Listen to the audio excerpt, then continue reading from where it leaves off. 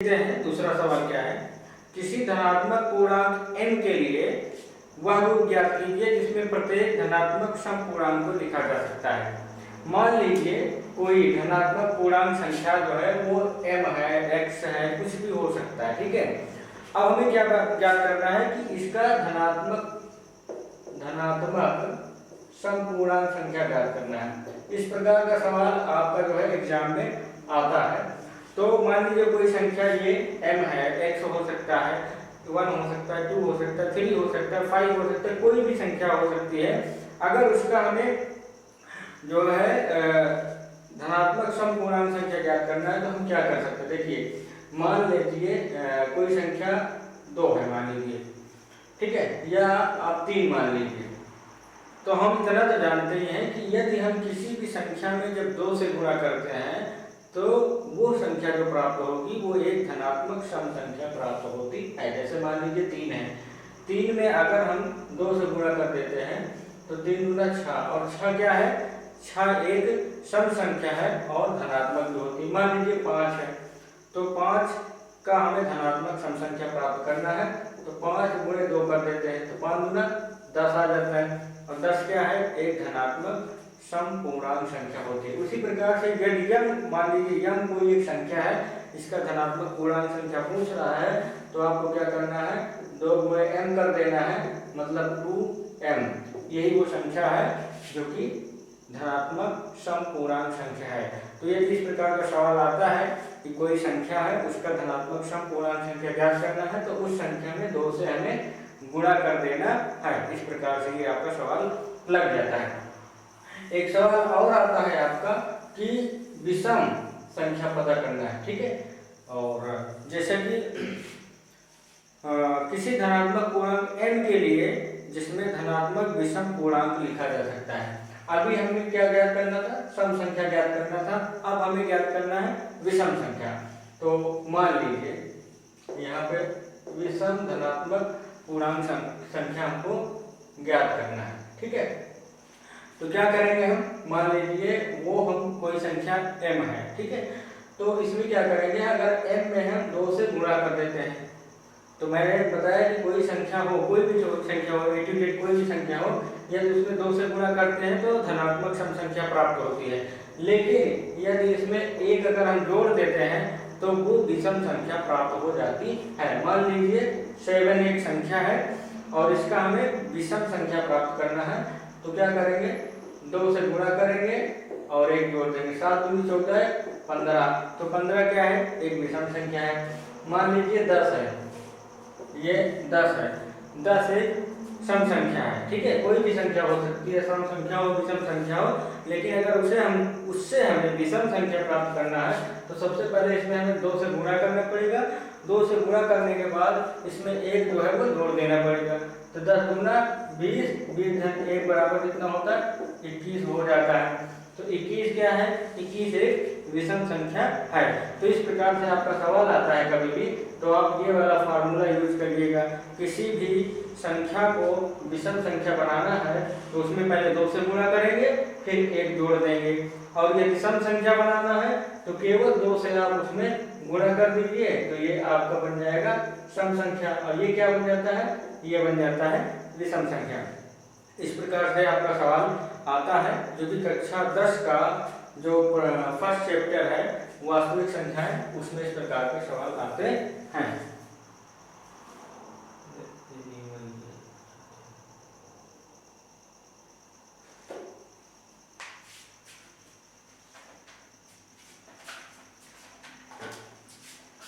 गलत हो गया था, अच्छा फिर से स्टार्ट करते हैं। तो देखे हैं, हाँ देखिए अब आपका एक रियल नंबर में इस प्रकार के सवाल आता है कि मान लीजिए कोई संख्या है, धनात्मक संख्या है, वो ये सम संख्या भी हो सकती है, विषम संख्या भी हो सकती है, कोई भी संख्या है। यदि इस संख्या को हमें सम संख्या बनाना है, मतलब धनात्मक सम संख्या में प्राप्त करना है, तो इस प्रकार करना होता है। तो इसमें हम 2 से गुणा कर देते हैं तो 2m, m बराबर मान लीजिए आप 2 मान लें, m बराबर आप 3 भी मान सकते हैं और n बराबर आप 4 भी मान सकते है, कुछ भी आप संख्या मान लें। और ये मान लीजिए 3 है, 3 को हमें धनात्मक सम संख्या बनाना है, या 2 को हमें धनात्मक सम संख्या बनाना है। तो क्या करेंगे, ये 3 है, 3 गुणे 2 करेंगे तो 3 गुना 6, और 6 क्या होती है, एक धनात्मक सम पूर्णांक संख्या होती है। मान लीजिए 11 है, 11 को हमें क्या बनाना है, सम संख्या बनाना है। तो इसमें क्या करेंगे, 2 से गुणा करेंगे, 11 गुना 22, और 22 क्या होती है, एक धनात्मक सम पूर्णांक संख्या होती है। अब एक तीसरे टाइप का आपका सवाल आता है, वो सवाल ये है कि किसी धनात्मक पूर्णांक n के लिए वह रूप ज्ञात कीजिए जिसमें प्रत्येक धनात्मक विषम पूर्णांक के रूप में लिखा जा सकता है। मान लीजिए कोई संख्या m है, और ठीक है, अब इससे हमें क्या प्राप्त करना है, इससे हमें विषम पूर्णांक संख्या प्राप्त करना है।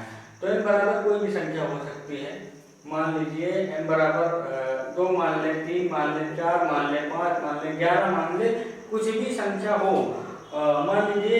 तो इसमें क्या करना है, इससे हमें विषम पूर्णांक संख्या प्राप्त करना है। तो सबसे पहला फार्मूला क्या होता है, इसमें पहले आप 2 से गुणा करें, 2 से गुणा करें, उसके बाद इसमें 1 जोड़ दें, तो जो संख्या प्राप्त होगी वो विषम पूर्णांक संख्या होती है। तो एक एग्जाम्पल के रूप में देखते हैं, मान लीजिए 11 है, 11 एक अभाज्य संख्या है, इससे हमें एक विषम संख्या प्राप्त करना है। तो सबसे पहले क्या इसमें करेंगे, 2 से गुणा करेंगे, 2 से गुणा करने के बाद 1 जोड़ देंगे, तो 11 गुना 22 धन 1 बराबर 23, 23 क्या है, एक विषम संख्या है।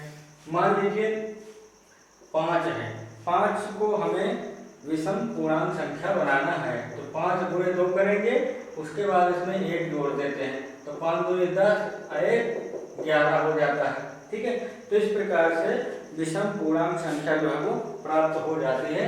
इस प्रकार से ये फार्मूले से आप विषम पूर्णांक संख्या प्राप्त कर सकते हैं।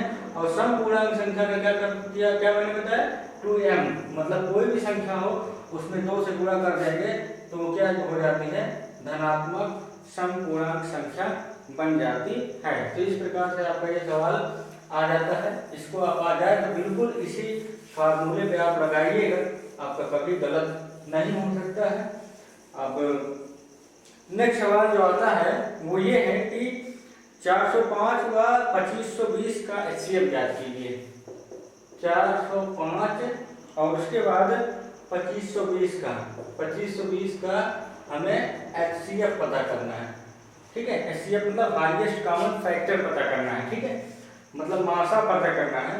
और तो इस कंडीशन में हम क्या करते हैं, इसमें भाग में जैसे हम लगाते हैं इसको डिवीजन मेथड से। तो डिवीजन मेथड से लगाने के लिए हमें क्या करना पड़ता है, 405 छोटी संख्या है और 2520 जो है वो बड़ी संख्या है। तो इसमें 405 से हम क्या करते हैं, इसको भाग दे देते हैं, 405 भागे 2520, इस प्रकार से भाग दिया जाता है। ठीक है, तो देखिए अब 400 को पहाड़ा तो आता नहीं, मान लीजिए आता है, तो 4 का पहाड़ा तो आता है, 4 का पहाड़ा हम पढ़ेंगे कि जो है 25 से ज़्यादा नहीं जाना चाहिए। 4 पंचे 20 होता है, तो 5 बार ले जाते हैं। ठीक है, तो 5 पचम 25 और 5 चौक 20 हो गया इस प्रकार से। लेकिन अभी ये क्या है, ये बहुत कम है, मतलब एक बार और जा सकता है।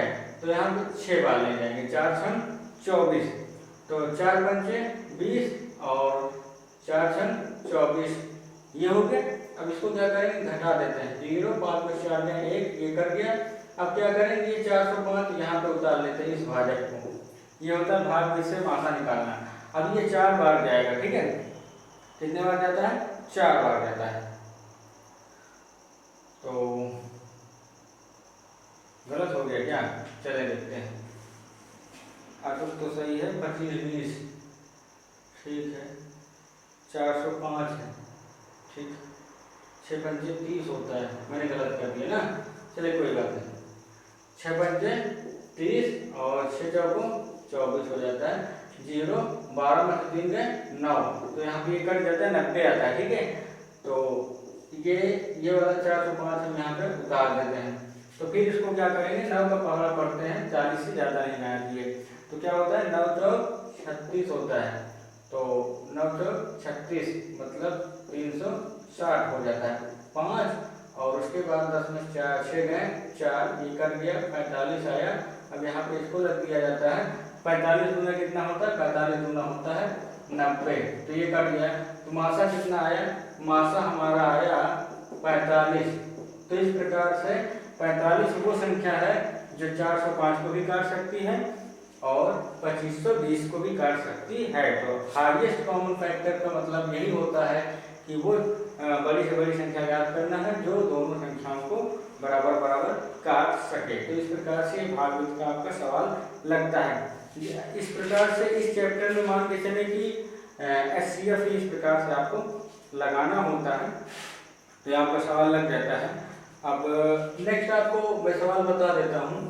तो चूंकि एक ही वीडियो में सारे मैं सोच रहा हूँ ये चैप्टर खत्म कर दूँ, तो आप लोग वीडियो पूरा देखिए और आपको अगर समझ में आता है नहीं आता है आप कमेंट करके हमको बताएं। तो लगभग 1-2 टाइप के सवाल से इस पूरे चैप्टर में खत्म हो जाता है। ठीक है। अब एक यूक्लिड प्रमेय होता है, वो यूक्लिड प्रमेय को हम पहले जान लेते हैं। यूक्लिड प्रमेय क्या होता है? यूक्लिड प्रमेय होता है भाज्य बराबर भाजक गुणे भागफल धन शेषफल, ये यूक्लिड प्रमेय होता है। ठीक है। तो इसको इस प्रकार से भी लिख सकते हैं, BQ + R। ठीक है। तो ये भाज्य होता है और ये भाजक होता है, ये होता है भागफल और ये होता है शेषफल। ठीक। तो इस प्रकार से यह हमारा यूक्लिड प्रमेय होता है। ठीक है। अब Q से क्वोटिएंट होता है मतलब भागफल होता है, R से रिमाइंडर होता है, शेषफल होता है और B से जो है उसको भाजक बना दिया गया है और ये क्या होता है, भाज्य हो गया। तो इस प्रकार से यूक्लिड प्रमेय होता है। तो इस प्रकार से आपके सवाल इस चैप्टर के यूक्लिड प्रमेय से ही लगते हैं। तो जब आपको सवाल दिया रहेगा वो संख्या ज्ञात कीजिए, मतलब वो महत्तम संख्या ज्ञात करना है जो 245 तथा 1029 को विभाजित करने पर प्रत्येक स्थिति में शेषफल 5 देता है। जब इस प्रकार से आपको आता है कि वो महत्तम संख्या ज्ञात करना है जो 245, इसको मैं मिटा देता हूँ क्योंकि यूक्लिड प्रमेय तो हो ही गया है, इसको देख लेते हैं। संख्या है 245 और 1029, ये संख्याएं हैं और इनको हमें वो बड़ी से बड़ी संख्या से विभाजित करना है जिसमें प्रत्येक स्थिति में 5 शेषफल बचता है। जब ऐसा आता है कि अब देखिए ये 9th में भी है 10th में भी इस प्रकार के सवाल आते हैं, तो 245 और 1029 को उस बड़ी से बड़ी संख्या से विभाजित करेंगे तो हर स्थिति में 5 शेषफल जो है वो बचता है। तो इस प्रकार का जब सवाल लगाना होता है सबसे पहले क्या करते हैं, जितना शेषफल बचता है उतना शेषफल हम पहले क्या करते थे, घटा देते हैं। तो इसमें से जब हम घटाएंगे 245 से जब 5 घटा देते हैं तो 240 बचता है। फिर इसके बाद 1029 में से 5 घटा देते हैं तो कितना बचता है, 1024 बचता है। तो इस प्रकार से ये दो संख्याएं आ गई। अब क्या करेंगे, इनका हम निकाल लेते हैं मासा। देखिए मासा निकालने के लिए हम क्या करते हैं, भाग से मासा इसका निकालते हैं 1024। ठीक है। अब चूंकि 240 का पहाड़ा तो आता नहीं लेकिन 2 का पहाड़ा तो आता है ना, 2 का पहाड़ा आता है तो 2 का पहाड़ा पड़ेगी 10 से ज्यादा ना जाए, 2 पंचे 10। देखते हैं 5 बार में जाता है कि नहीं जाता। 5 0 0 5 4 20 नहीं 5 4 20 के 0, हाँ सिर्फ 2 5 10 12 ज़्यादा हो जाएगा ना, तो इसको 4 बार ले जाते हैं। यहाँ पर 4 4 0 0 4 4 16 और 4 दूनी 8 1 9, ऐसे घटा दें इसको तो यहाँ पे बचेगा 4, यहाँ 12 में 6 का 6 ये कट जाता है, ये हो गया। अब 240 यहाँ पे लिख देते हैं। ठीक है। जब 240 लिखते हैं 6 का पहाड़ा पढ़ेंगे 6 चौको 24, पूरा 4 बार हम नहीं ले जाते हैं इसको। तो इस कंडीशन में क्या करते हैं, देखिए 3 बार ले जाते हैं। तो 3 जब 12 और 3 छंग 18 1 19, यहाँ पे कितना आएगा, 10 में से 2 घटाते हैं तो 8 आता है और यहाँ पे कितना बचा 13, 13 में हो गए 4 कट गया। अब यहाँ पे 64 लिख लेते हैं, ठीक है। तो 48 51 48 14 में से आ गए 6, यहाँ बचता है ये। अब यहाँ पे 48 लिख देते हैं। 48 जब 16 से 48 को भाग दिया जाता है तो 48 आता है, तो आपका ये कट जाता है। तो हमारा मासा कितना आ गया, मासा हमारा आ जाता है 16, मासा आ गया 16। तो यही वो बड़ी से बड़ी संख्या है 16, जो कि यही वो बड़ी से बड़ी संख्या है जिससे अगर हम 245 को भाग देंगे तो निश्चित रूप से 5 जो है वो शेषफल बच जाता है। और यही वो बड़ी से बड़ी संख्या 16 जिससे अगर 1029 को भाग देते हैं तो 5 शेषफल बच जाता है। आप इसको भाग देकर आप देख लीजिएगा एक बार कि जब भी आप 16 से अगर 245 को भाग करेंगे तो निश्चित रूप से 5 शेषफल बचेगा। तो इस सवाल में क्या कहा था कि वो बड़ी से बड़ी संख्या से भाग करना है 245 229 को कि 5 शेषफल हर स्थिति में बचे। तो इस प्रकार का अगर सवाल आता है तो आप पहले उसमें से जितना शेषफल बचता है उसको पहले घटाइए, घटाने के बाद जो संख्याएं आती हैं उनका मासा निकालिए तो वो संख्या आपका पता हो जाती है। तो इस सवाल का जो आंसर है वो आएगा 16। इस टाइप का एक सवाल हो गया। अब एक दूसरे टाइप का सवाल बता देता हूँ, तो लगभग आपका ये सवाल जो है वो पूरा इस चैप्टर का आपका खत्म हो जाता है। मेरा उद्देश्य यूट्यूब पर पढ़ाने का है कि जो गरीब बच्चे हैं, जो कोचिंग नहीं कर पाते हैं, ट्यूशन नहीं कर पाते हैं, वो बेचारे मुझसे जुड़कर जो है अपनी पढ़ाई को कंटिन्यू कर सकते हैं। तो देखिए अब नेक्स्ट जो सवाल आता है, सब इसमें यूक्लिड प्रमेय से ही लगेंगे इस टाइप के सवाल। वह संख्या ज्ञात कीजिए जिसको 61 से विभाजित करने पर 27 भागफल 27 तथा शेषफल 32 आता है। भागफल कितने देखिए 61 से विभाजित करने पर, तो जिससे विभाजित किया जाता है उसको क्या कहते हैं, भाजक कहते हैं।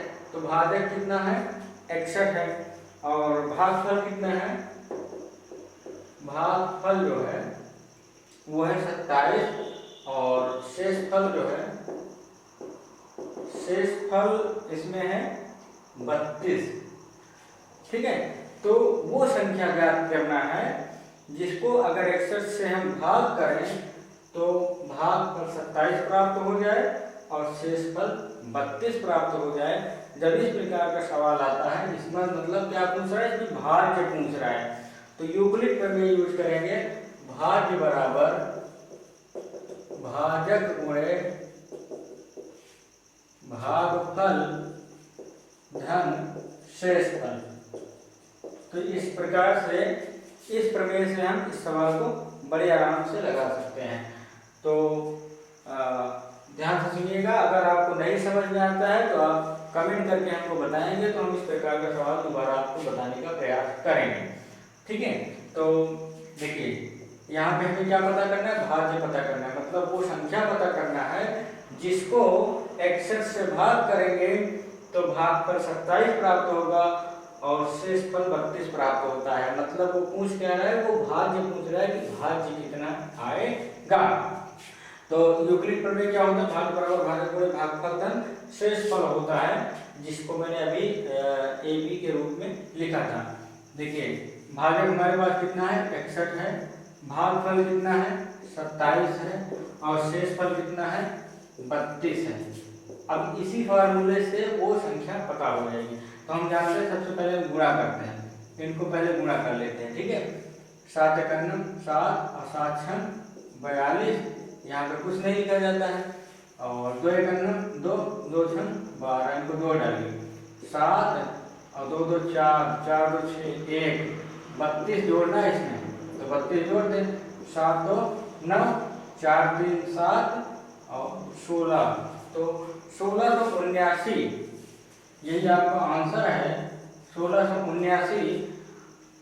ये क्या है, ये हमारा भाज्य है, इसी को सवाल पूछ रहा था।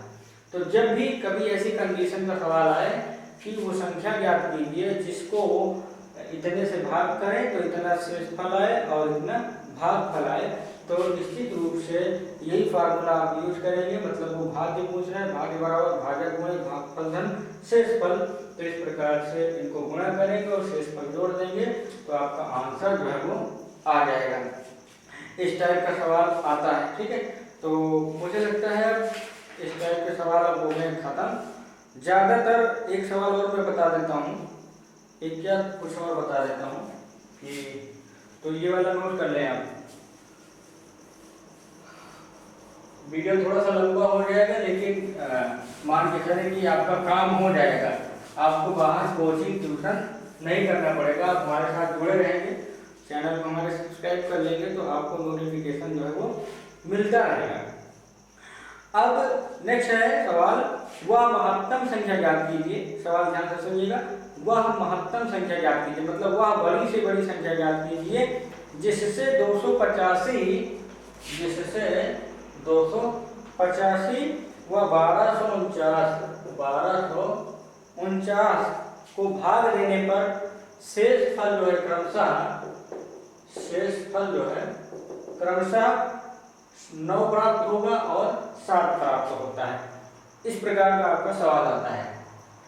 तो देखिए, वो बड़ी से बड़ी संख्या ज्ञात करना है, उस संख्या से यदि हम 285 को भाग करेंगे तो 9 शेषफल बचेगा, और उसी संख्या से 1249 को भाग करेंगे तो 7 शेषफल बचेगा।